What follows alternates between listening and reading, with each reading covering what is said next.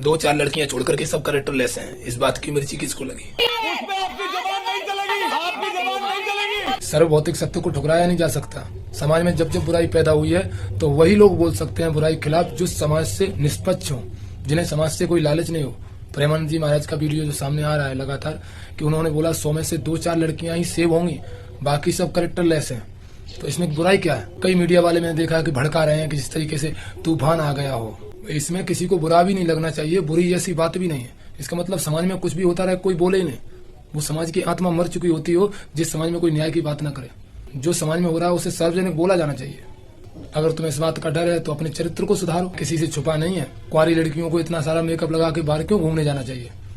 और ब्रह्म वैवर्त पुराण में भगवान ने खुद कहा है कि जो स्त्री 4 पुरुषों के साथ संबंध बना चुकी होती है वो न तो पितरों को, न देवताओं को, न भगवान का भोग लगाने की अधिकृत नहीं रह जाती। उसका अधिकार नहीं रह जाता कि वो प्रसाद बनाए और भोग लगाए।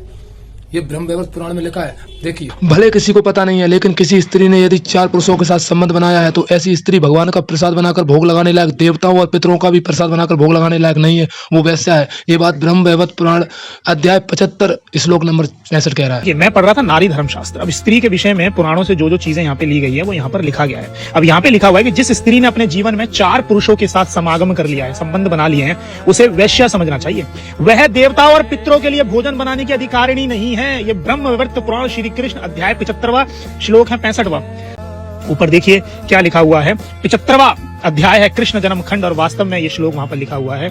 और नीचे देखिए लिखा हुआ है अंग्रेजी में, such women who enjoys the company of 4 men has to be treated as a whore बोलते हैं वैश्या को। She has not entitled to receive any share cooked for God and men। जिस स्त्री ने पर पुरुष संबंध बना लिए, ईश्वर भी उसको एक्सेप्ट नहीं कर रहा है, तो सोचिए आपके जीवन में वो स्त्री आएगी तो कैसे आपका जीवन नरक करेगी, क्योंकि वो तामसिक हो गई है, नकारात्मक ऊर्जाएं उसके भीतर है।